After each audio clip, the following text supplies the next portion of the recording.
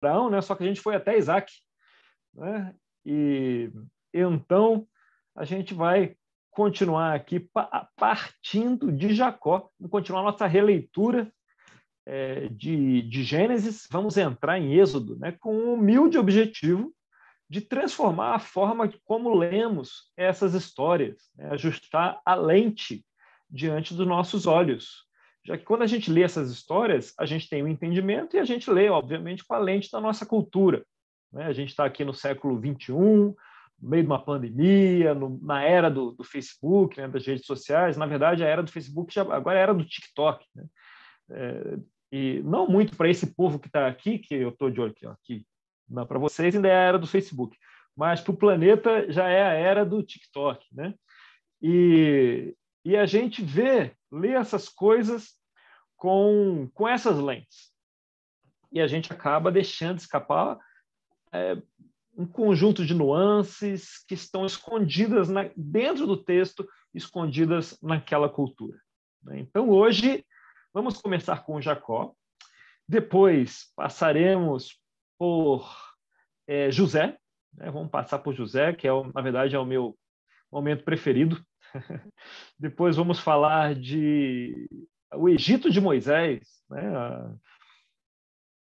Que havia especificidades daquele Egito. Aí o Bruno, hora de traduzir. Daquele Egito e o que ele tem a ver conosco hoje. E, por fim, aquela discussão da relação, né? Aquela DR entre Moisés, Deus e o faraó. Discussão emocionante, cheia de descobertas aí. Nossas fontes principais são o Bema, né? O podcast Bema, e o livro de Êxodos e o Almost Passed Over, escrito pelo David Foreman. Né? São nossas fontes principais, tem outras fontes secundárias. Tá bom? Então vamos lá para Gênesis 25, no verso 19. Vamos lá mergulhar aqui na família feliz de Isaac. Isaac era um cara feliz, né? Lembra o que significa Isaac? Ele riu, não é isso? E Isaac realmente, comparado com o pai e com o filho, teve uma vida mais suave. Então, Gênesis 25, verso 19, diz assim: esta é a história da família de Isaac, filho de Abraão. Abraão gerou Isaac, o qual, aos 40 anos, se casou com Rebeca, filha de Betuel, o arameu de Padã-Arã, irmã de Labão, também arameu. Isaac orou ao Senhor em favor de sua mulher, porque era estéril. O Senhor respondeu à sua oração e Rebeca, sua mulher, engravidou. Os meninos os empurravam dentro dela, pelo que disse: por que está me acontecendo isso? Foi então consultar o Senhor. Disse-lhe o Senhor: duas nações estão em seu ventre, já desde as suas entranhas, dois povos se separarão. Um deles será mais forte que o outro, mas o mais velho servirá ao mais novo. Ao chegar a época de dar à luz, confirmou-se que havia gêmeos em seu ventre. O primeiro a sair era ruivo, e todo o seu corpo era como um manto de pelos, e por isso lhe deram o nome de Esaú. Depois saiu seu irmão, com a mão agarrada no calcanhar de Esaú, pelo que lhe deram o nome de Jacó, que significa isso, né? Que agarra o calcanhar. Tinha Isaac 60 anos de idade quando Rebeca os deu à luz. Os meninos cresceram, Esaú se tornou-se um caçador habilidoso e vivia percorrendo os campos, ao passo que Jacó cuidava do rebanho e vivia nas tendas. Isaac preferia Esaú, porque gostava de comer de suas caças. Rebeca preferia Jacó. Certa vez, quando Jacó preparava o ensopado, Esaú chegou faminto, voltando do campo, e pediu-lhe: dê-me um pouco desse ensopado vermelho aí, estou faminto. Por isso também foi chamado Edom. Respondeu-lhe Jacó: venda-me primeiro o seu direito de filho mais velho, disse Esaú. Estou quase morrendo. De que me vale esse direito? Jacó, porém, insistiu: jure primeiro. Então ele fez o juramento, vendendo o seu direito de filho mais velho a Jacó. Então Jacó serviu a Esaú pão com ensopado de lentilhas, devia estar muito bom. Ele comeu, levantou-se e se foi.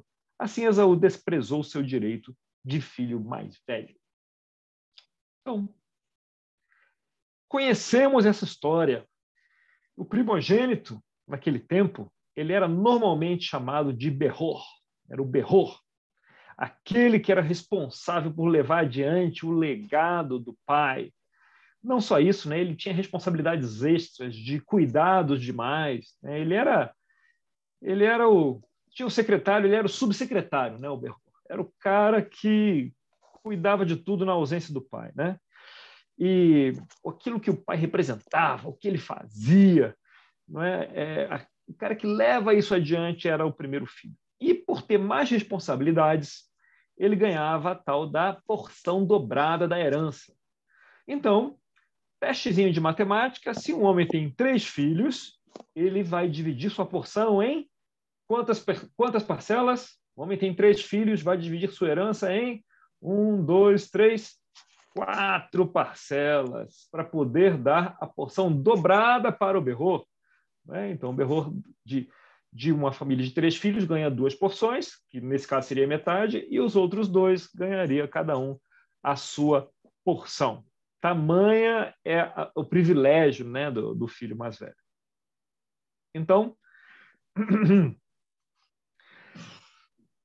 essa história, né, deveria continuar naturalmente, né, o legado de Abraão, de Isaac, deveria continuar pela vida de Esaú, que foi o primeiro filho. E o outro veio atrás, mas ele não veio muito atrás, né? Ele veio logo atrás, porque ele veio garrado ali como um caranguejo, né? Quem já tentou assar caranguejo vivo sabe, né? Você puxa um caranguejo, vem outro garrado ali atrás, né? Então, o Jacó garrou no calcanhar e por isso recebeu o nome de Jacó, que é agarrador de calcanhar, literalmente, né? E, mais do que isso, não só Esaú era o primeiro filho, como Esaú era o filho modelo, era o macho alfa, né? Aquele cara que caça, né? Que está lá correndo os campos, buscando, deixando o pai cheio de orgulho, né? E ele vai pelos campos, enquanto o Jacózinho, ele está cuidando das ovelhas. E cuidar das ovelhas, talvez você não saiba, mas era o papel das meninas. Eram as meninas que cuidavam das ovelhas. Normalmente os filhos, homens, não cuidavam das ovelhas, eram as filhas. E mais ainda, eram as filhas mais novas que cuidavam das ovelhas, porque nem sempre era considerado assim o trabalho mais nobre, né, dentro do clã. E então, mas Jacó não, Jacó ia cuidar das ovelhas, comparado com Esaú, né, o moço que enchia o papai de orgulho.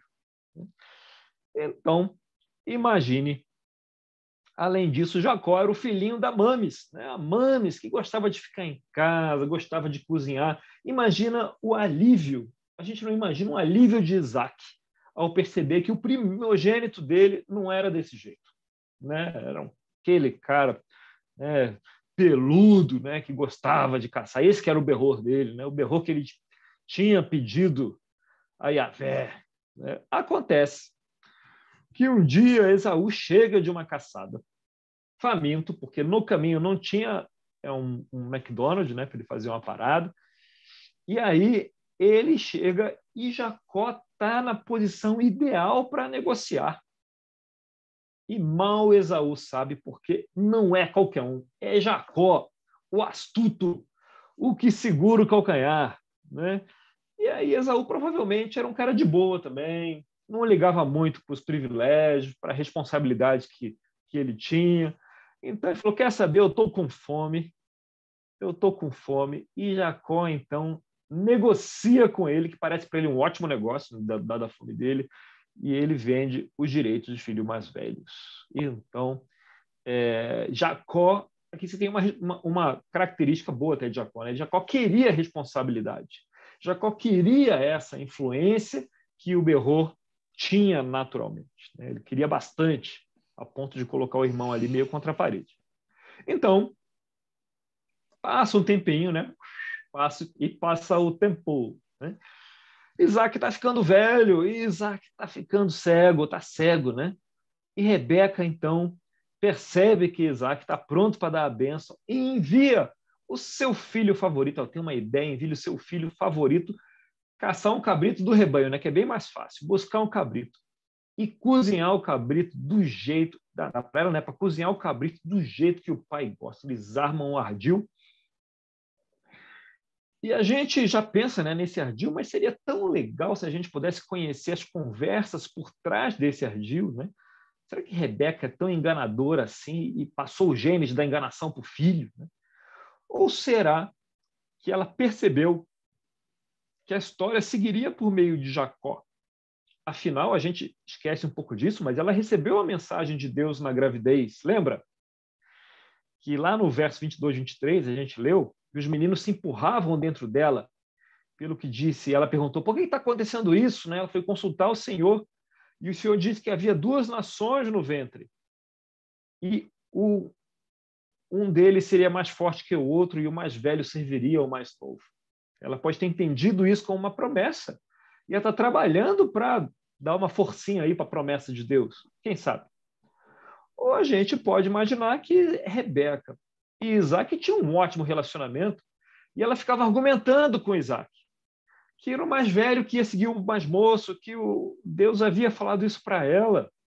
Não é? E aí você consegue imaginar Isaac? Imagina Isaac ali na tenda dele, falando, não, mas olha, as pessoas vão preferir seguir um homem bem ajustado como Esaú, um homem que não fica aí cuidando das ovelhas igual uma menina, mas fica aí nos campos, caçando, não é como deve ser.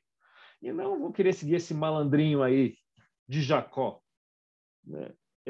Então, deve ter sido conversas interessantes, né? Se é que eles as tiveram.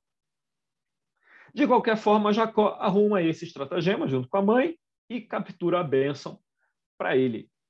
E eu confesso eu aqui, né, Daniel, ocidental, aqui tenho certa dificuldade com isso. E, afinal de contas, tá bom, ele falou isso para Jacó, falou aquilo para Esaú, mas pô, são essas frases, né? Pô, pega de volta a frase, dá um Ctrl+Z aí, né? Faz um undo aí na frase, destroca, fala, tá aqui, eu me enganei aqui, chamo outro, que eu vou falar aqui essas coisas para o outro. E pronto. Mas a gente não entende essa cultura, né? Em algum ponto da caminhada, Isaac elaborou essas 2 bênçãos para os seus 2 filhos. Ele trabalhou nelas, ele orou sobre elas, e ele acreditava que essas bênçãos haviam sido dadas por Deus. No Ocidente, onde a gente está, né, o poder, né, ele é a verdade. E as palavras são um vetor para o poder. Palavras são só palavras. Já ali, né, no Oriente Médio, a palavra tem poder. Deus falou e o mundo foi criado. A palavra de Deus não volta vazia, como está escrito lá em Isaías 55. Então, depois que as palavras foram ditas, não é mais possível retirá-las. E Isaac sabe disso. E ele falou, e as palavras vão cumprir o seu propósito para o qual elas foram ditas. Então, quando Esaú chega e o erro é percebido, você imagina a comoção.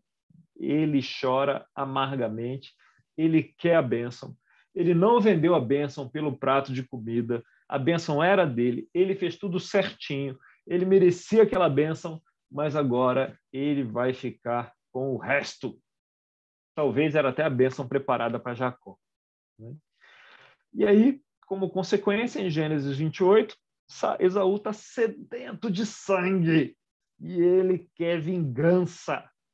E por causa disso, Jacó tem que se pirulitar dali, não é? Que é o resultado de você ser tão espertinho, tão malandrinho assim, né? Tem que fugir. E quando isso acontece, só tem um lugar que aquele povo ia quando precisava de algo, que era essa outra família. Lembra qual é essa outra família? A família de Naor, né? Lá na terra de Ur.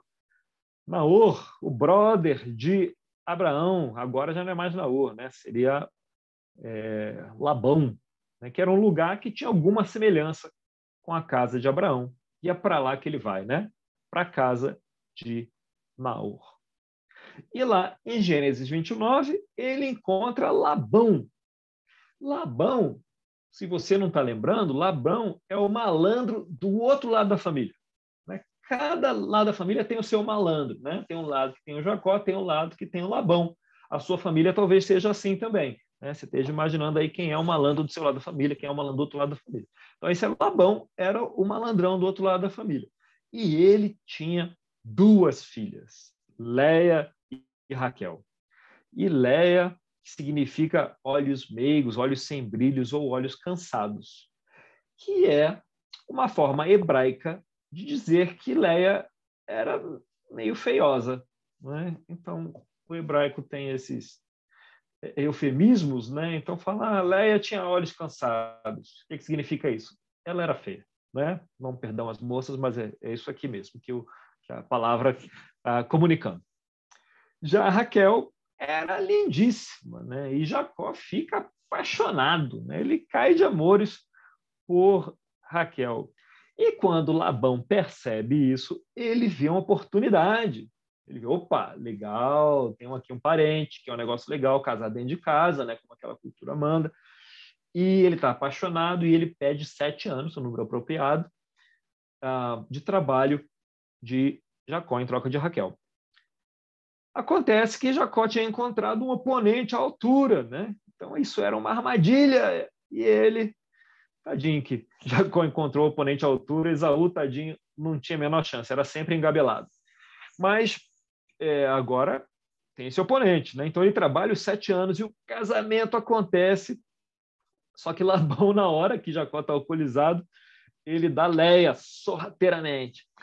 E aí, né, o casamento é consumado, não era bem o que Jacó esperava, e Labão depois explica, né? Ele fala, veja bem, não está escrito veja bem na Bíblia, mas se fosse em português estaria, né? Teria um veja bem aí, né? Veja bem, é que não tinha outro jeito, a nossa cultura é assim, a gente não pode dar mais nova, a gente dá mais velha. Jacó sabe que é conversa mole, sabe que é armação, mas já consumou o casamento, decide trabalhar por mais 7 anos, fazer o quê, né? Finalmente ele acaba casando com as duas e tem aí esse casamento duplo aí, né, com as duas irmãs. Vamos passar um pouquinho mais de tempo. Vamos adiantar aqui para depois do 11º filho de Jacó. Você sabe quem foi o 11º filho de Jacó?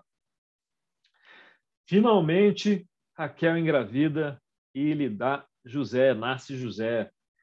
E Jacó pensa, caramba, é bom eu ter minhas coisas aqui, né? Porque a relação dele, né, 2 malandrinhos ali na luta, já não estava tão boa, né? Ele, pô, melhor ter minhas coisas, senão eu vou sair com a mão na frente e outra atrás.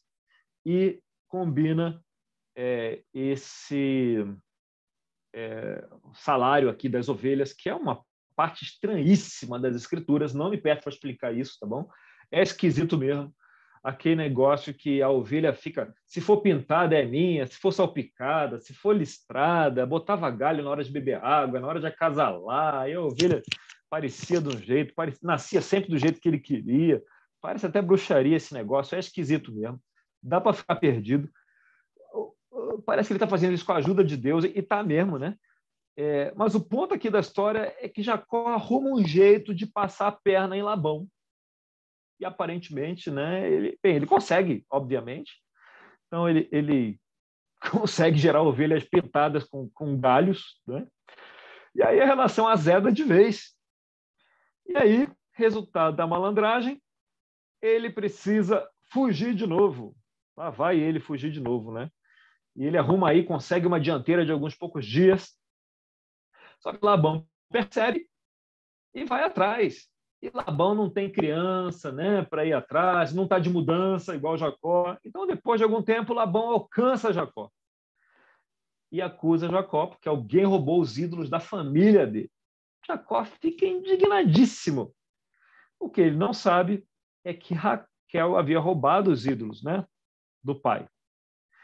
E se você, por algum milagre, lembra dos nossos papos anteriores, você vai lembrar que Abraão não deixa Isaac ir para a casa, né, dos primos. E é aqui você vê por quê, né? Olha os ídolos aqui, né? Abraão não queria deixar Isaac voltar por uma boa razão. Aquela banda da família não havia renunciado ainda à idolatria deles, né? E agora, nesse encontro de Labão e Jacó, você tem o final da batalha dos usurpadores, né? E é um final bem curioso. Primeiro, eles não conseguem descobrir quem está certo na história do roubo, porque Raquel esconde os ídolos embaixo da cela e diz que está naqueles dias, então fica por isso mesmo. Labão sabe que os ídolos foram roubados e Jacó não faz a menor ideia do que ele está falando, né? E aí, no 31, capítulo 31, no verso 43, Labão diz assim, Labão respondeu a Jacó: as mulheres são minhas filhas e os filhos são meus, os rebanhos são meus. Tudo que você vê é meu. Que posso fazer por essas minhas filhas ou pelos filhos delas, que delas nasceram? Façamos agora eu e você um acordo que sirva de testemunho entre nós dois. Então Jacó tomou uma pedra e a colocou em pé como uma coluna. Vamos lá. Jacó tomou uma pedra e colocou em pé como uma coluna. E disse aos seus parentes: juntem algumas pedras. Eles apanharam pedras e as amontoaram. Depois comeram ali, ao lado do monte de pedras. Labão o chamou Jegar Saaduta e Jacó chamou Galeed. Então eles estão nesse momento lindo de reconciliação aqui, eles fazem uma refeição. Naquela cultura, você não vai partir o pão com outra pessoa ou com outra família, a menos que você esteja reconciliado, a menos que esteja tudo bem. Então, reconciliação só vai partir o pão com esteja tudo bem. E aí eles vão decidir como chamar aquele lugar. E um dá um nome, outro dá outro nome. Aí no verso 48, Labão diz: este monte de pedra é uma testemunha entre mim e você no dia de hoje. Por isso foi chamado Galeed. Foi também chamado Mispá, porque ele declarou que o Senhor nos vigia, a mim e a você, quando estivermos separados, um do outro. Quer dizer, eles estão do lado do monte. Como que esse monte pode ter tantos nomes? Basicamente, eles não conseguem chegar a um acordo sobre o nome daquele lugar. E mais, Jacó pegou uma pedra e fez uma coluna. Labão pegou e fez um monte de pedra. Falou: não, o seu monumento não é bom o suficiente. Vamos fazer aqui um monte de pedra. Aí faz um monte de pedra. Um dá um nome, outro dá outro nome. E aí no verso 50, você tem aqui, Labão fala: se você maltratar minhas filhas ou menosprezá-las, tomando outras mulheres além delas, ainda que ninguém saiba, lembre-se de que Deus é testemunha entre mim e você. Disse ainda Labão: aqui estão esse monte de pedras, que é o que ele fez. E esta coluna, que coloquei entre mim e você, né? Pegou a coluna lá que Jacó tinha montado. São testemunhas de que não passarei para o lado de lá para prejudicá-lo, nem você passará para o lado de cá para prejudicar-me. Que o Deus de Abraão, o Deus de Naor, o Deus do pai dele, julgue entre nós. Então Jacó fez o juramento em nome do temor do seu pai Isaque, ofereceu um sacrifício no monte, chamou os parentes que lá estavam para uma refeição, outra refeição, né? Depois de comerem, passaram a noite ali. Na manhã seguinte, Labão beijou seus netos, suas filhas os abençoou e depois voltou para a sua terra. Então, esse momento, eles comem uma vez, fazem um monumento, não se acertam sobre o nome do monumento, fazem outro monumento, cada um dá um nome diferente, ajeita o monumento para cá e para lá, e precisam fazer outra refeição. Essa é a reconciliação mais irreconciliável que existe nas Escrituras, né? Desses dois. Acho que a gente não vai ver nada parecido na Bíblia com a arrumação que esses dois fizeram para não brigar demais. A pergunta que se leva até aqui, a gente está chegando na metade, é por que Deus quer trabalhar com esse sujeito, né? Se você pensar aí, o sujeito é malandro, chama Jacó, né? Quer dizer agarrador de calcanhar, mas as derivações do nome pode virar malandro, pode virar mentiroso, enganador, né? Enquanto Esaú é um cara aquele cara certinho, que aparece no trabalho na hora certa todo dia, cumpre as regras, segue as tradições, um cara seguro. O único problema é que não dá muita bola aí para as responsabilidades espirituais dele. Talvez Deus goste mais de um cara que corra atrás, né? Que queira a responsabilidade, né? Que tem esse fogo dentro dele.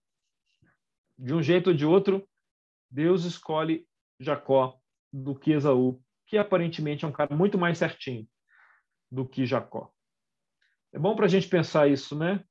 Alguns de nós aí tenhamos um passado meio Jacó, ou momentos de Jacó na nossa vida, e a gente fica se matando ou se culpando, né, ao longo da vida. Vamos pensar que Deus quer trabalhar com esse fogo, né, que há dentro de nós, fogo por Ele, né, mais do que ficar trazendo essas coisas à tona. Vamos adiante, então. E Jacó, vamos ver se Jacó continua na mesma toada. Aqui, né? Labão volta para casa e agora Jacó tem que enfrentar Esaú. E para enfrentar Esaú, Jacó arruma uma estratégia. Primeiro ele manda Lia e a família, né, as concubinas, a família na frente, vai na frente. Depois, ele manda Raquel e a família, né, e José, vai com eles. E lá no fim vai um cara, né? Vai Jacó, o bonitão lá. Quer dizer, se ninguém escapar, pelo menos ele consegue escapar. Né? Um cara legal esse Jacó.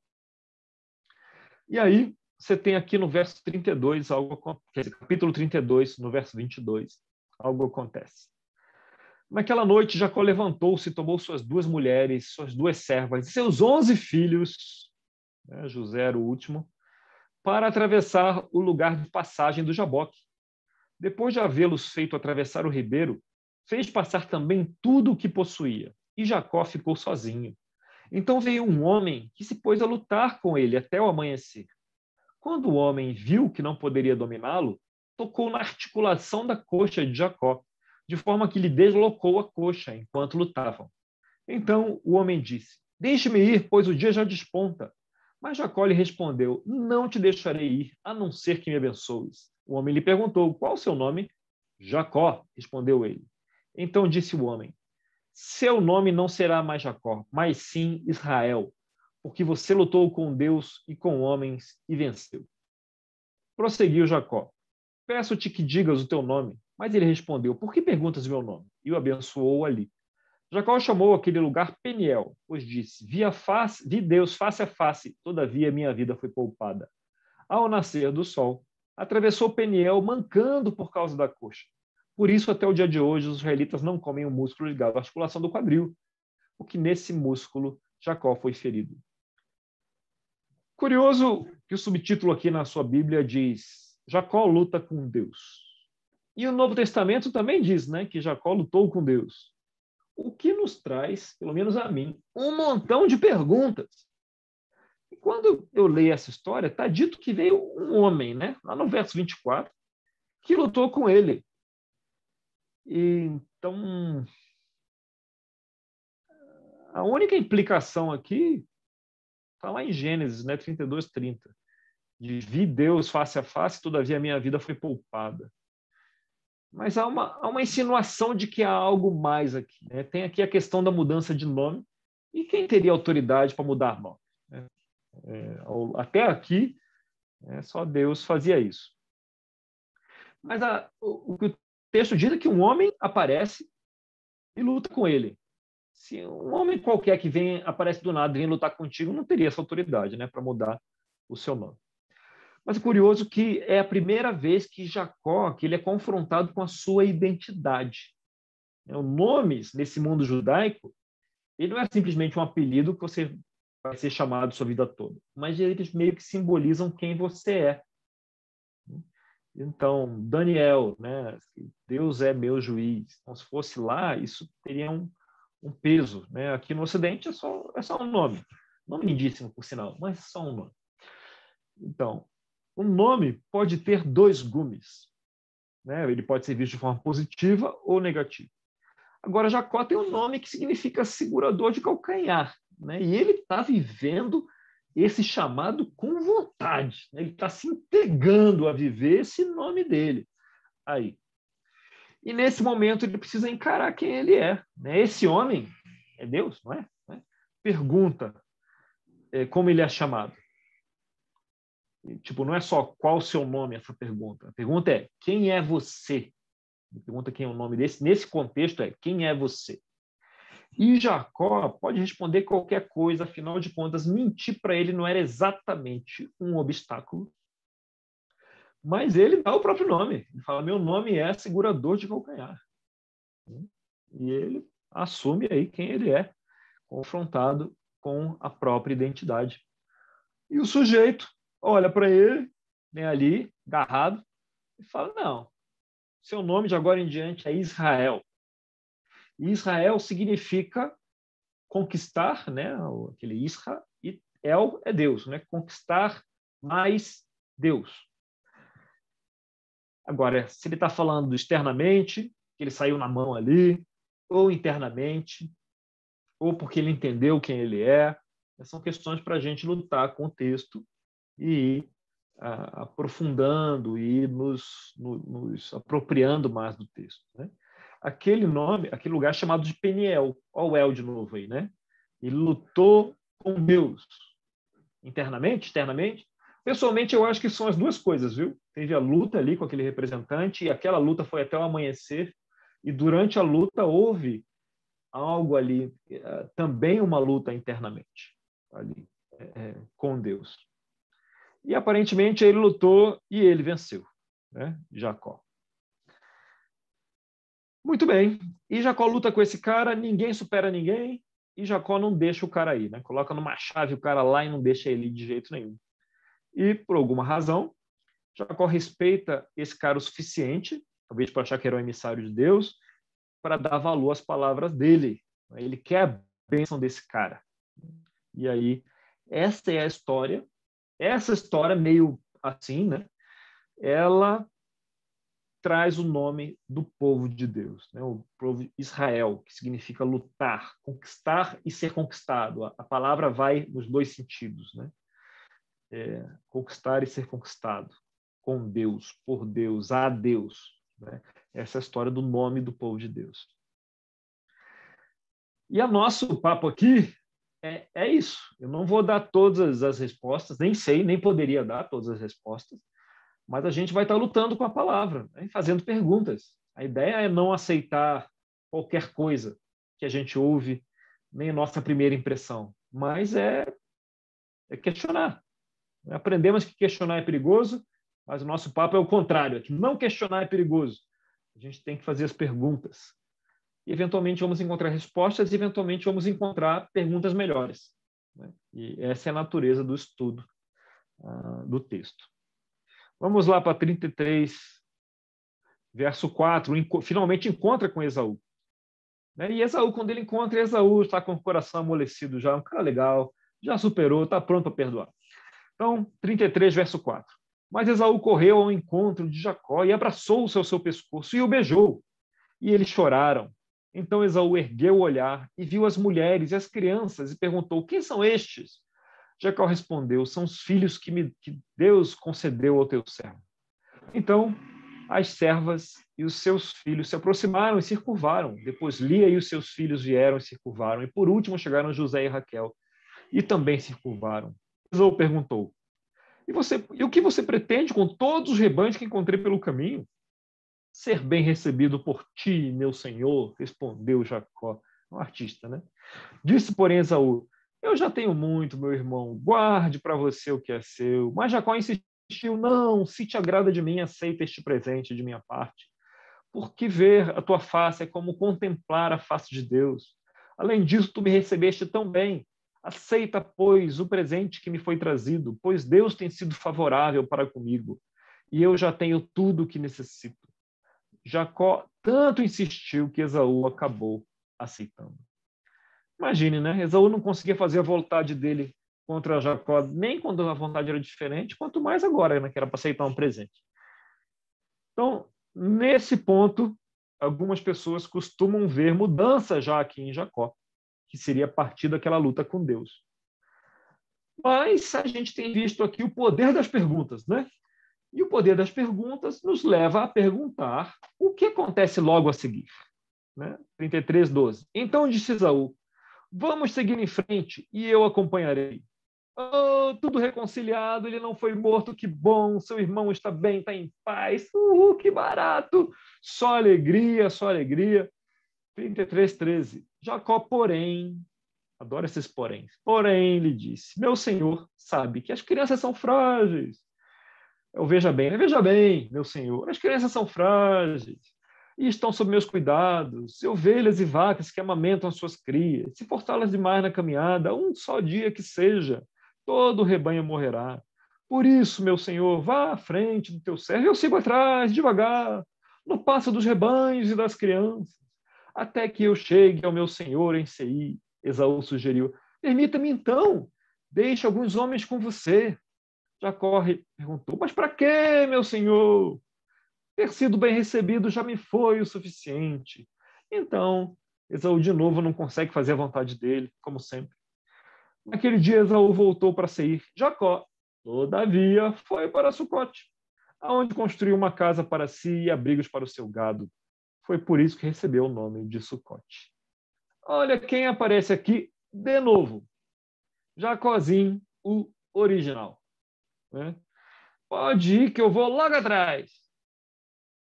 E assim que Esaú sai de vista, ele se manda e vai para outro lugar. Bem, não parece ser o ponto da virada aqui ainda. Mas vamos adiante. Vai que era, né? No capítulo 34, tem aquele entreveiro lá com Siquém, né? O filho do rei resolve namorar de lá, mas acaba violentando a moça, depois quer casar com ela. Os irmãos ficam indignados, que não respeitou as tradições, né? Não pediu a mão dela em casamento, pegou a força. Né? Aí os irmãos, como bons filhos do pai deles, criam um estratagema, fala que vai dar Diná, mas que eles precisam fazer parte do grupo, para isso precisam circuncidar, né? E eles concordam, então eles cortam lá o prepúcio, e quando eles estão se recuperando, afinal, depois dos 8 dias de vida, não deve ser nada fácil de recuperar, talvez nem com os 8 dias de vida, né?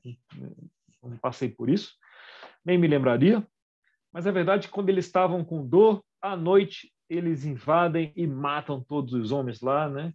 E pronto. E embora os métodos devam ser criticados, nesses métodos violentos, lembremos que a história começou com esse estupro de Diná. E quando Jacó vê o que aconteceu, vamos olhar as palavras dele lá no verso 30, 34, 30, para ver se são de alguém arrependido. Então Jacó disse a Simeão e a Levi, vamos lá, vocês me puseram em grandes apuros, atraindo sobre mim o ódio dos cananeus e dos fariseus, habitantes desta terra. Somos poucos, e se eles se juntarem suas forças e nos atacarem, eu e minha família seremos destruídos. Chamou atenção aí os pronomes? Chamou atenção aí com que Jacó está mais preocupado? Né? Você encontrou pronomes pessoais em primeira pessoa? Pois é, né? Esse é o nosso Jacó. Então parece que a preocupação dele ainda é principalmente com ele mesmo, com a situação dele, como ele vai ser visto. Né? Parece um veredito duro, mas vamos deixar você tirar suas conclusões. Afinal, o que temos de mais curioso para hoje está lá no capítulo 35. Né? Capítulo 35. Deus disse a Jacó, lá no começo, verso 1, suba a Betel e estabeleça-se lá. Faça um altar ao Deus que lhe apareceu quando você fugia do seu irmão Esaú. Disse, pois, Jacó aos da sua casa e a todos que estavam com ele, livrem-se dos seus deuses estrangeiros que estão com vocês. Não tinham se livrado ainda. Purifiquem-se e troquem de roupa. Venham, vamos subir a Betel, onde farei um altar ao Deus que me ouviu no dia da minha angústia, que tem estado comigo por onde tenho andado. Então, obedecendo aqui o que Deus falou. Então entregaram a Jacó todos os deuses estrangeiros que possuíam e os brincos que usavam nas orelhas. E Jacó os enterrou ao pé da grande árvore próximo a Siquém. Quando eles partiram, o terror de Deus caiu de tal maneira sobre as cidades ao redor que ninguém ousou perseguir os filhos de Jacó. Jacó e todos que com ele estavam chegaram à Luz, que é Betel, na terra de Canaã. Nesse lugar construiu um altar, ele deu o nome de El Betel, porque Deus havia se revelado a ele quando fugia do seu irmão. Débora, ama de Rebeca, morreu e foi sepultada perto de Betel, ao pé do carvalho, e por isso foi chamado de Alom-Bacute. Depois que Jacó retornou de Padã-Arã, Deus lhe apareceu de novo e o abençoou, dizendo, seu nome é Jacó, mas você não será mais chamado Jacó. Seu nome será Israel. E assim lhe deu o nome de Israel. Algo chama a atenção de você aí? Bem, vamos começar aqui, né? Talvez a gente esteja pegando no pé de Jacó, mas está faltando algo aqui quando ele constrói esse altar. Quando Abraão constrói o altar e quando Isaac constrói o altar, eles constroem o altar e eles clamam ao nome do Senhor. Essa parte não está presente aqui. E, em se tratando de um texto bíblico escrito pelo mesmo autor, significa que ele deixou isso fora de propósito. Né? Nada aparece ou deixa de aparecer por acaso. Né? O autor deixou isso fora aqui de propósito. Então, e depois disso, outra coisa estranha, ele tem o nome alterado da mesma forma. Eu pergunto, ele já não teve o nome alterado antes? Será que ele esqueceu? Será que Deus havia esquecido que já havia mudado o nome dele antes? É um episódio de déficit de atenção. Aqui, e aí ele... esqueci, preciso mudar o nome desse menino aí, porque... Mas ele já tinha mudado. E ele muda de nome, de novo o nome de Jacó. Vamos continuar no verso 11. E Deus ainda lhe disse, eu sou o Deus Todo-Poderoso, seja prolífero e multiplique-se. De você procederão uma nação e uma comunidade de nações, e reis estarão entre os seus descendentes. A terra que dei a Abraão e a Isaque dou a você, e também aos seus futuros descendentes darei esta terra. A seguir, Deus elevou-se do lugar onde estivera falando com Jacó. Jacó levantou uma coluna de pedra do lugar onde Deus lhe falara e derramou sobre ela uma oferta de bebidas e a ungiu com óleo. Jacó deu o nome Betel ao lugar onde Deus havia falado com ele. Vamos lá, o que Deus fala para ele, né? Seja prolífero e multiplique-se. Você lembra aonde você ouviu isso antes? Para quem Deus falou isso antes? Ele falou isso em 2 ocasiões, tá bom? Uma delas você lembra, a primeira é bem fácil, né? Deus falou isso para um sujeito chamado Adão, sujeito sem mãe, chamado Adão, né? Seja prolífero e multiplique-se. E depois ele falou para um outro sujeito chamado Noé, quando desceu da arca. Seja prolífero e multiplique-se. E, em se tratando de um texto bíblico em Gênesis, há padrões aqui. Nas 2 vezes que ele falou isso, né, ele falou isso e havia algo aqui. Ou seja, ele deveria ter mais um filho, pelo menos, né, mais um filho. E, logo depois que ele fala isso, acontece uma tragédia e alguém leva a culpa. Esse é o padrão, quando aparece essa frase. Seja prolífero e multiplique-se. E a gente está aqui. Muito bem. Então vamos lá no verso 16, 35, 16. Vamos ver o que aconteceu. Eles partiram de Betel.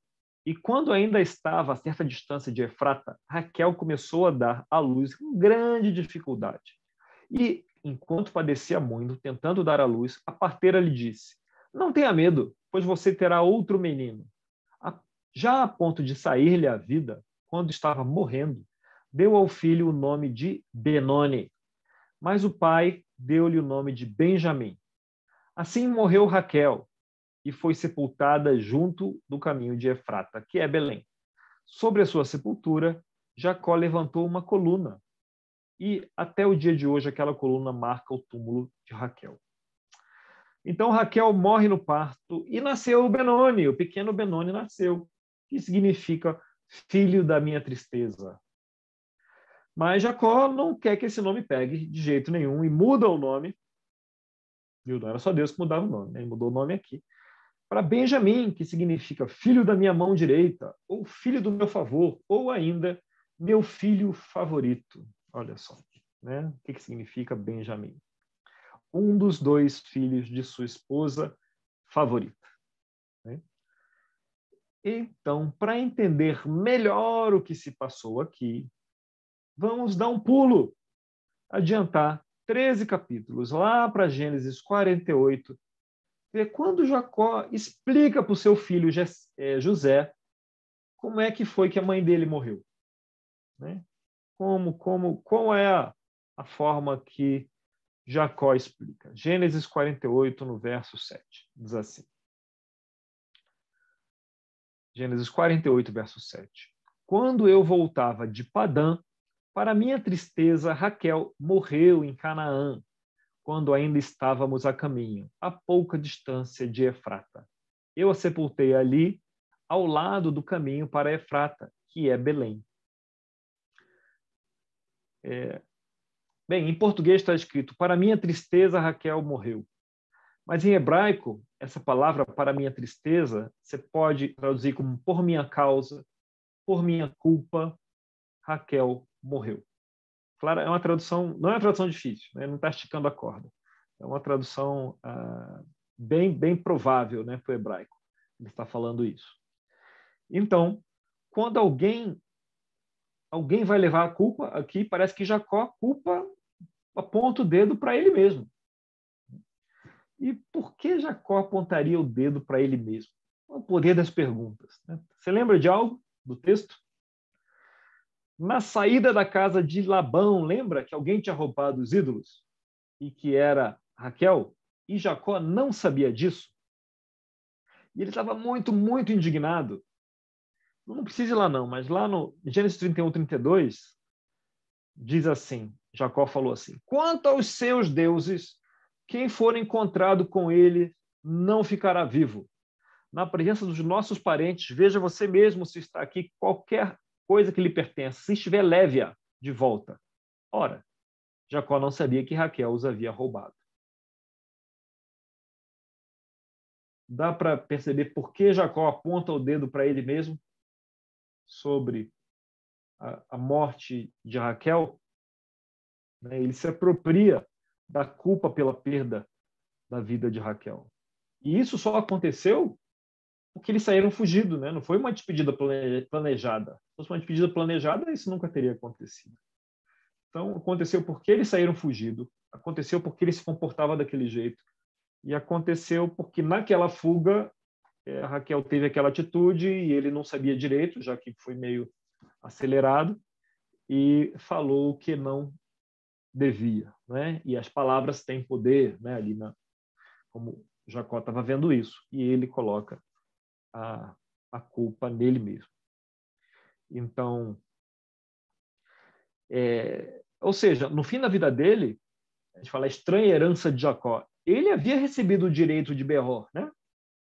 Que ele pegou do irmão mais velho, ele recebeu a bênção, ele recebeu tudo.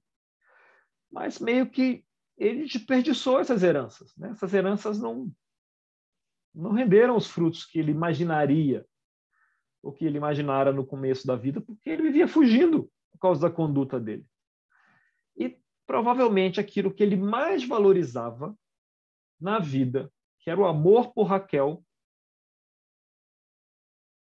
ela acaba morrendo por causa dele, por causa da forma que ele vive a vida dele. Ainda que de forma culposa aí, né, sem saber o que ele fazia, mas como consequência dos atos de Jacó. Enfim, né? E ele aponta o dedão para ele e ele assume, se apropria dessa responsabilidade. Com muita tristeza, imagina o tamanho da tristeza aqui de Jacó. Só podemos imaginar, né? Enfim, Deus muda o nome dele duas vezes, de Jacó para Israel. Israel significa o quê? Conquistar mais Deus, né? Ou ser conquistado por Deus. Podemos imaginar que da primeira vez ele lutou com Deus, Jacó lutou com Deus e ele venceu. Seu nome será Israel. Imagina, Deus falou: cara, eu gosto de você. Como eu gostaria que você me deixasse tomar as rédeas da sua vida e guiar essa paixão toda, essa energia toda que você tem para os meus propósitos. Como eu gostaria. Eles lutaram, Jacó lutou com Deus e venceu. Então, eventualmente, né, no fim da vida ali, Jacó quebra, né? Ele parte. Como resultado das suas ações, ele percebe aonde o resultado das suas ações o levou e ele acaba perdendo aquilo que ele mais valoriza. Eu não acho que foi Deus que arruinou Jacó, acho que ele arruinou-se a si mesmo, né? E ele perde, né? Deus adoraria usar essa paixão dele. E aí, na primeira vez, eles lutam então e Jacó vence. Israel, seu nome. Na segunda vez, eles continuam lutando e Deus vence. Israel lutou com Deus e foi conquistado por Deus. 2 vezes o nome mudado. Uma vez, ele resiste. Uma segunda, Deus vence. 2 vezes ele tem o nome mudado de Jacó para Israel. E essa é a história de Jacó. Então, você pode não ser um grande seguidor de regras, e eu me identifico com isso tremendamente, né, Sérgio? Eventualmente você quebra aqui alguns princípios, não é? Mas acorda cada dia com um fogo no coração. Não é? Se tiver tentar garantir que Deus vai usar esse fogo, não é? Porque se gastar esse fogo fora da narrativa de Deus é tremendamente arriscado. Pode custar muito caro, até que nós alinhemos esse fogo com o caminho, com a narrativa de Deus. Pode custar muito, muito caro. Foi o caso com Jacó, né? Custou muito caro. Então, para mim, esse ponto é o ponto da mudança. Né? Daqui para frente, depois que Raquel se perde, né? Você vai ver Jacó se tornando esse patriarca curtido, né? Esse cara de olhos sábios, cansados, um cara que teme aí pelos seus, que se preocupa em seguir a palavra de Deus, que medita nas direções de Deus com cuidado. Né? É outro Jacó que você vê no fim da vida. Então, o convite aqui, né, que a vida de Jacó nos chama é deixar Deus nos conduzir, antes que o fogo usado fora do propósito de Deus cause ruína. Né? É um convite, belo convite, né, a se considerar. Belo convite a se considerar. Talvez o pai dele tenha vivido mais de acordo com esse convite do que ele. Então, essa é a história desse personagem, né? O que a gente tem a compartilhar desse personagem, muito controverso, estranho até, mas que a duríssimas penas aprende, né, com o Yahvé e termina a se tornar Israel. Né? Não é qualquer um. Esse é Israel. É o cara que define o povo de Deus. Ninguém luta com Deus pessoalmente, como Jacó fez, né, a sua vida toda. E isso acaba sendo a definição do próprio nome do povo de Deus, né? Israel, um povo que viria a lutar com Deus, a resistir e a seguir a Deus em diversos momentos da sua jornada. Então, é o que temos para hoje, senhores. Muito bom, muito obrigado. Dentro do tempo, né, Sérgio? Eu sempre me preocupo com o tempo. Não, perfeito, na hora. Pessoal, se alguém tiver alguma pergunta, agora a gente pode fazer naquele esquema, é só você abrir o microfone, fazer a pergunta e fechar em seguida para que outros possam fazer na sequência, tá bom? Yaakov, Ishak, Itzak. Como é que é, o Serjão, em hebraico, o nome dele? Você sabe melhor que eu. Yaakov? Bom, seria eu forçar para dizer que eu sei mais que você, Daniel. Eu acho que você está falando corretamente, mas não tenho autoridade para isso, não. Pode fazer. Daniel. Alô, Daniel. Opa! Estou aqui, né? Não estou ouvindo. Opa, calma aí, que meu pai quer fazer uma pergunta. É que eu desliguei o meu aqui sem querer. É mais aquela passagem que você falou mesmo da luta, né? Porque é difícil, assim, né? De entrar lá para entender, porque quando a gente lê, né? Fora dentro do nosso contexto, não do contexto de Jacó, fala que ele estava vencendo, né? Ele estava vencendo. E aí, por ver que ele estava vencendo, ele vai lá e usa de um artifício lá de meio que cortar a coxa dele lá até o ponto de ele ficar manco, assim, né? Não sei o que você pensa sobre isso, né? Qual é a sua opinião sobre isso, né? Essa questão de de se falar que era Deus e de mudar o nome dele, né? Tem alguma coisa a mais assim que você poderia dizer sobre isso? Porque o que me pegou sempre foi de ele estar vencendo, né? Vencendo aquela luta, né? A minha pergunta seria em cima disso. Esse de ele estar vencendo aquela luta, o texto não deixa isso claro. Fala que ele não poderia vencê-lo. Quer dizer, ninguém ganha uma vantagem significativa sobre o outro, né? E um golpe ali poderia dar essa vantagem, né? Faz parte da luta.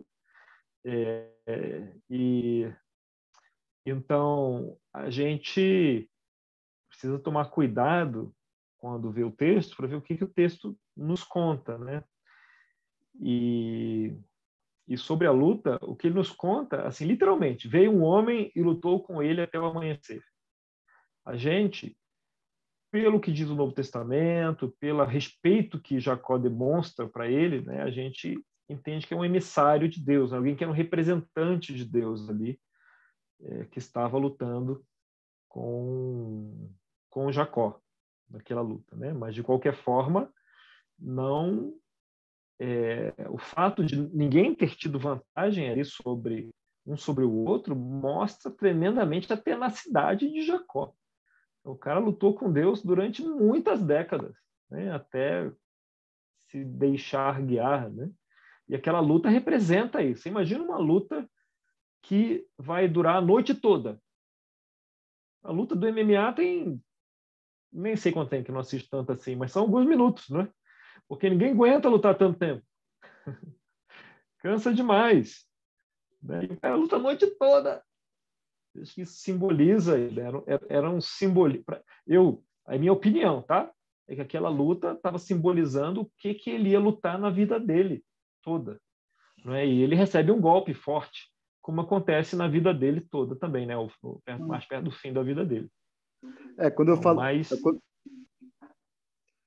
Desculpa, quando eu falo da luta, assim, é mais da questão de quem está de fora como nós, que como a Bíblia fala que ele estava lutando com Deus, né? Nesse sentido, né? Mas eu entendi perfeitamente o que você falou, da questão da vida mesmo, né? Como cada um de nós, né? Mas obrigado. Muito obrigado mesmo, mais uma vez. Obrigado, eu que agradeço. Obrigado, Yara. Muito bem. Patriarcas. Aproveitar fazer uma pergunta também. Obrigado, viu, Daniel? Sempre, nossa, essas leituras, elas provocam tantas perguntas, né? Essa questão da luta de Jacó com Deus realmente é muito intrigante. E o que eu estive pensando, me lembro até numa fala do John Knox, que para ele, mais surpreendente, na visão dele, mais surpreendente do que a ressurreição de Cristo é a encarnação de Jesus. O fato de Deus ter se tornado um ser humano, algo para o imaginário do judeu, aquela época e até hoje, assim, é algo impressionante, né? E agora pensando, você acha então que é mais um representante de Deus ali? Nas falas de Jacó a gente percebe, eu vi Deus face a face, a gente percebe que vai além do ordinário, né? Ele está diante de um ser extraordinário, mas você diria que seria uma forma talvez de encarnação do Deus vivo, que o Antigo Testamento talvez sinaliza algo nesse sentido, ou você acha que é esticar demais a imaginação? Eu não acho que seria uma encarnação do Deus vivo. Acho que Deus, quando aparece presencialmente, tem ali com Moisés, né? Ele aparece em algum momento presencialmente, ele cobre com a mão, né? Então é uma coisa bem mais mística até, né? Entretanto, tem os representantes de Deus aparecem o tempo todo. Aparece com Abraão, né? Fazem lá a refeição com Abraão, aparecem lá para resgatar Ló, como homens, né? E eu acredito que é mais um caso desse. E alguns desses casos que aparecem, quem encontra com eles também tem a mesma reação que Jacó. né? Eu vi Deus face a face, não morri. Eles têm acaba tendo, deve ser algo tão impressionante, né? Porque eles reagem da mesma forma que Jacó reagiu, ainda que não tenha sido Deus o 01, né? Propriamente dito, não tenha sido Deus mesmo, né? Ali. Mas sem dúvida uma parte, né? Ali um representante. É como eu vejo isso. Falo sem dúvida, mas não é sem dúvida, né? Como a gente vê. Legal. Obrigado, Bruno. Não, obrigado. Nessa aula, quando eu tive contato com esse material, o que mais me chamou a atenção foi que, quando eu leio sobre Jacó, sei lá, as primeiras dezenas de vezes, a gente fica caçando, a gente tem a tendência de caçar os momentos de redenção. Né? De ver, é aqui que ele muda o coração, é aqui que ele, né, faz as pazes com Deus e tal. Por quê? Porque a nossa cabeça ela é programada assim. A gente já leu muitos livros, já viu muitos filmes, muitas séries, né? Alguns de nós vê todo dia histórias, e as histórias têm um padrão. Né? Elas têm um padrão comum que se repete, né? Ela tem um arquétipo que se repete vez após vez. Né? O protagonista, ele enfrenta dificuldades, ele cresce, eventualmente ele recebe ajuda e supera as dificuldades, né? e termina bem. Na Bíblia, quase nunca acontece isso. Né? As histórias nunca seguem o padrão que a gente gostaria. E com Jacó é isso, ele fica quebrando o padrão, porque a gente fica querendo a redenção e ela não vem. Né? Ela não vem, ela não vem, ela não vem. E em algum momento ele aparece diferente, né? Lá no fim, depois lá que José se perde, né? Ali e aí ele aparece diferente, aparece, né, firme, né, uma rocha ali, um patriarca duro, preocupado e tal, né? E a gente fica meio não é claro esse momento. Então esse aqui é uma forma da gente enxergar mais ou menos esse processo, né, onde pode ter acontecido. Até porque na vida da maioria das pessoas não é um momento que transforma a nossa vida. Raramente acontece isso, mas é um processo de transformação. E Jacó, isso é bem forte com Jacó, né? É um processo muito lento com ele, né? Muito lento. E no final, lá, ele passa por esse processo, e quando a gente tem contato com ele de novo, com as tretas lá de José, ele já aparece como um cara transformado, né? Então é uma história muito desconfortável para ser lida para nós, porque ela quebra os nossos padrões de histórias que a gente está acostumado. Mesmo a de José, e a gente vai ver isso na próxima quarta-feira, ela parece que é parecida, mas ela tem nuances bem diferentes. E os momentos onde há os despertares também são meio diferentes daqueles que a gente imagina que são.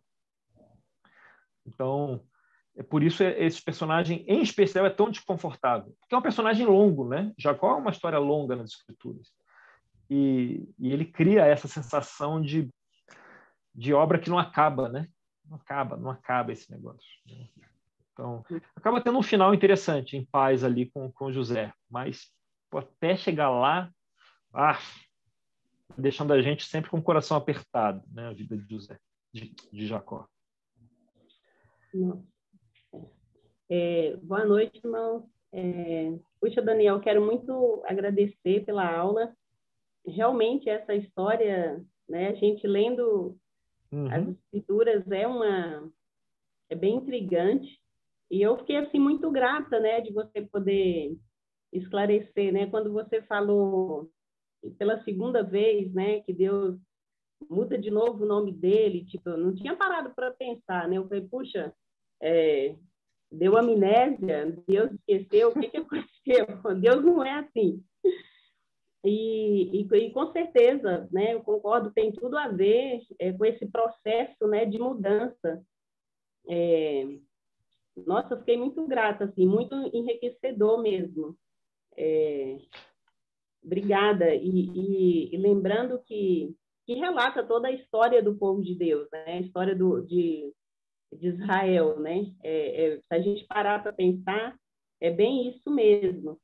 E eu também não tinha parado para pensar nessa questão, né, que ele se culpa pela morte da esposa, e dessa questão da fala dele, né? E realmente, parando para pensar, que você falou, me esclareceu assim, eu aprendi com os meus pais, né? E eu repasso isso para os meus filhos: cuidado com a língua, cuidado com o que fala, né?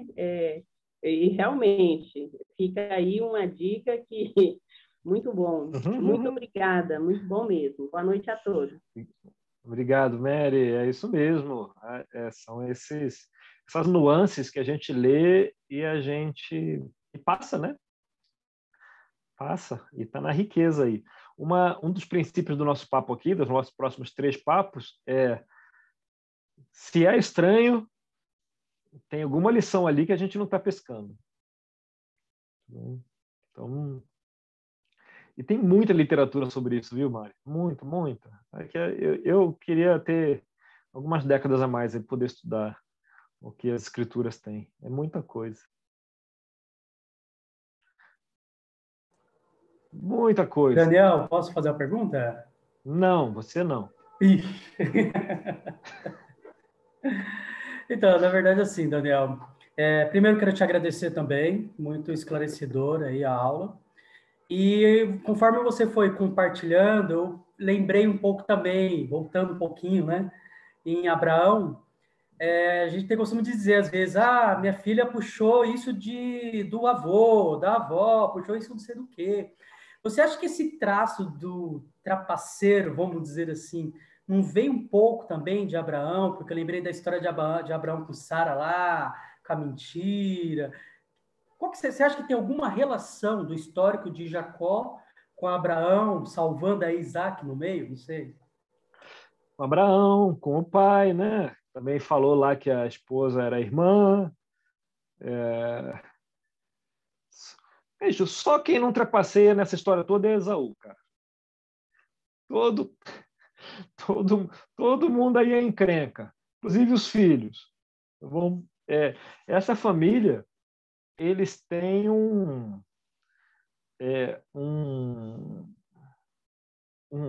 uma gana, né? um desejo de alcançar, né? De crescer, de alcançar objetivos que não tem igual. E para isso, às vezes, eles pegam atalhos, né? Então, você tem isso um pouquinho com Abraão, quando ele vai lá vai dar o golpe no faraó, né? E se dá mal. No faraó não, né? Nos egípcios. O faraó acaba entrando aí de gaiato. Você tem muito pouco isso com Isaac, mas você tem isso com os filhos deles, né? Então, é uma característica aí dessa família. Então, não sei se é genético assim, nesse sentido, mas parece que ou é genético ou da cultura, né? Tem o fenótipo aí, o genótipo, né? Acho que tudo aí colabora para eles pegarem os atalhos de vez em quando, viu? Para alcançar os objetivos, sim. Então, faz sentido a sua leitura. Opa, quem está levantando a mão ali? Sou eu, a Léo. Eu Oi, queria Léo. só... Tudo bem? Obrigada, achei muito bom a sua aula, muito esclarecedor. E assim, você falou do Esaú, e você colocou muito bem a questão do Esaú, assim, a forma como você coloca essa questão de ser muito certinho, organizadinho. E só queria perguntar para você qual a sua observação sobre Hebreus, que ele também fala de Esaú lá, né? E fala que não é para ser profano, né? Então, o que seria esse profano, né? Você deu uma pincelada, assim, né? Esse profano seria o quê? Essa pessoa que quer ser organizada de forma humana e vai deixando de lado Deus? Ou como que é isso, assim? Entendeu? Muito boa pergunta. O que é profano? É quando você profana algo. Quando é que o templo era profanado, por exemplo?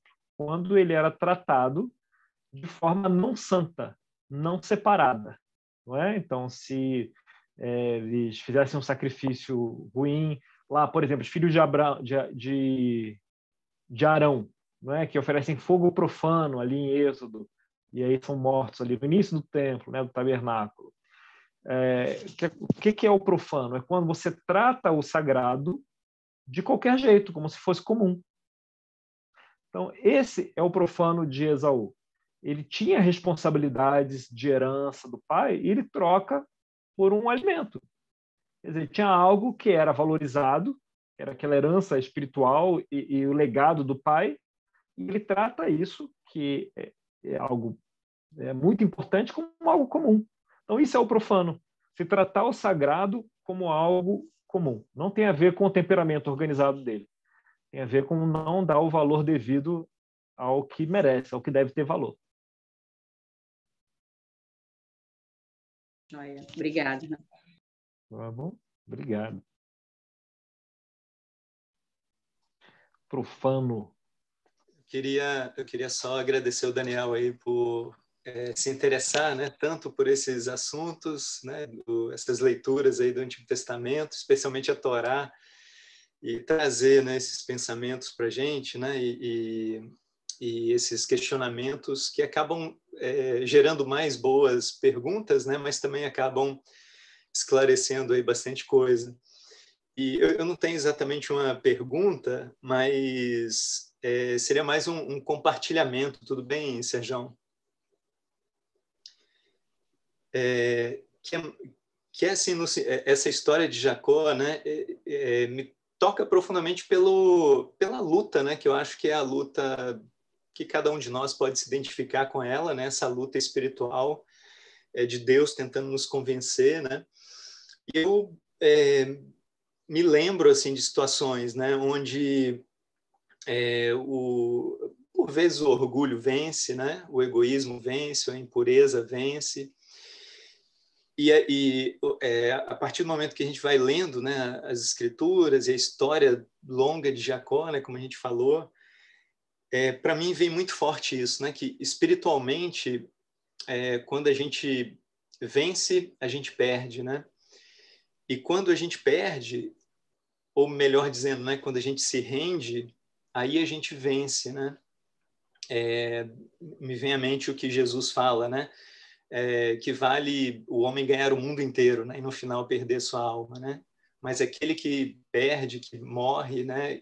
Que se deixa vencer, aí esse é o grande vencedor no final das contas, né? Que tem a vitória de Deus. Quando esse ser, né? Toca lá a coxa, né? De Jacó. Eu nunca tinha pensado nisso, né? Mas a gente lendo assim, eu penso, né? Deus está falando, né? Olha, eu posso destruir você assim com muita facilidade, a hora que eu quiser. Eu sou muito mais poderoso que você. Mas a grande vitória está na rendição, né? Que a gente vê lá no final da vida de Jacó, no final das contas.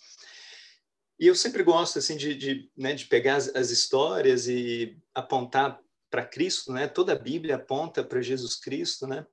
E me vem à mente também esse grande momento da história, né? Onde Jesus lá na cruz, as pessoas vendo aquilo tudo, né? Todo o sacrifício, e com as palavras, né? Ou no coração, tendo que dizer, né? Perdeu, né? Foi destruído, né? Foi vencido. E nesse momento houve a maior vitória, né? De toda a humanidade, né? De todo o universo, o maior resgate de todos, né? Então, isso para mim é muito intrigante, né? A história aí que o Daniel trouxe, né? Por meio das leituras de Gênesis, me traz isso muito forte, né? No coração. Quando eu me rendo, eu venço. Quando eu luto, né? E fico ali resistindo, aí eu perco. Mas é mais esse pensamento assim, né? E o agradecimento pelo tempo, né? E por trazer todas essas coisas. Obrigado. O Denilson, se um dia isso virar uma pregação, você já mostrou o caminho. Muito bom, é isso mesmo. Sensacional. Obrigado pelo pensamento. Quando Jacó ganha, ele perde, né? Pois quando ele perde, ele vence finalmente. É isso. Muito obrigado. Acho que o Alex tem uma pergunta. Deixa ele de mão levantada aí. Fala, my friend, saudade de você. A gente vai estar juntos aí em breve. Eu não tenho exatamente uma pergunta, mas estou mais na linha do Denilson também, compartilhar pensamentos que vêm com essa hora aí que a gente passou estudando juntos, né? Mas a questão, né, da comparação, né, de Esaú com Jacó, Esaú, ele cede no final, né? Então, a gente vê isso tanto lá na situação dele ceder, trocar a bênção, né, o direito de primogênito por um prato de lentilhas, e a gente vê isso mais adiante, né, que de tanto insistir, Jacó convenceu ele a aceitar algo que ele nem precisava, né, passaram tantos anos, enquanto Jacó estava lá trabalhando para Labão 7 mais 7, até conseguir casar com Raquel, Esaú, ele, né, com a herança dele dividida ao meio, ele conquistou o suficiente para não precisar, mas Jacó, com todas as deficiências de caráter, ele era persistente, né? Ele lutava até vencer, né? E venceu. Né? Então, né, na luta em Peniel, eu acho interessante, né? Eu pensei que a humildade de Deus, né, como o Denilson falou, né? O representante, Deus representado, poderia ter destruído, né? Mas ele foi ali até o fim, até o raiar do dia com Jacó, testando ali a tenacidade, e deixou vencer, né? Então, não é que Jacó venceu, né? Deus deixou Jacó vencer, mas não sem as sequelas, né? Então, eu vejo que a gente pode lutar com Deus e até, né, e conquistar alguma coisa, mas não sem essa marca, sem a sequela, né? E o melhor é a rendição mesmo, é se entregar a Deus e receber a vitória de Deus, não lutar com Deus. Mas é realmente aí um estudo difícil, mas muito, muito interessante. É bom estar aqui com todos vocês. Boa noite. Muito obrigado, Sérgio. Vamos reservar um tempinho no fim da próxima para eles aqui, porque eu estou gostando desse negócio aqui, viu? Muito obrigado, Alex e Denilson. Bons pensamentos. Estamos aprendendo. Essa luta, eu nunca tinha pensado nisso, realmente, que Deus poderia ter terminado na representante em qualquer momento com Jacó, mas deixou uma sequela. Então, já mudou minha forma de ler essa passagem aí. Muito obrigado, Denilson e Alex, pela contribuição. Obrigado mesmo. 9h30. Temos compromisso, né, Daniel? Pois é. Pessoal, quem puder, para a próxima, leia a história de José e aí você vai vir com isso fresco na cabeça para o nosso próximo papo. Tá bom? É uma história boa, divertida de ler, dá para ler numa sentada, né? Aí a gente vai se divertir bastante com o José. As surpresas pela frente. Combinado, então. Inclusive, eu li bastante sobre Êxodo, achando que a gente ia Mas nós vamos. falar nisso. Nessa aula, aí eu falei, meu Deus, vou chegar lá afiada. Mas, ok, vou ler sobre José para a próxima aula para fazer pergunta. Muito bom. Obrigado, Muito Carlinha. obrigada. Bom vê-la, viu? Obrigada, querido. Muito obrigada. Obrigada a todos, viu? Sérgio, Bruno, muito obrigada a todos. Daniel, muito obrigado. Eu sei que você tem um compromisso depois, por isso que o chefe veio te fiscalizar. Mas... a vida é dura. É dura. Mas muito obrigado, viu, Daniel? É sempre muito intrigante a maneira como você traz os textos e faz a gente pensar. Isso vai animando para a gente já ir pensando nos próximos passos, e toda essa contribuição da gente pensar como o plano de Deus como um todo, né? Todo o enredo que passa por esses homens e pela escolha de Deus, né? Então, eu queria agradecer você e agradecer a todos pela participação. convidar a todos a voltar na semana que vem para a gente continuar aí com José. Então, boa noite, muito obrigado, pessoal. Obrigado. Semana que vem eu tenho um pouquinho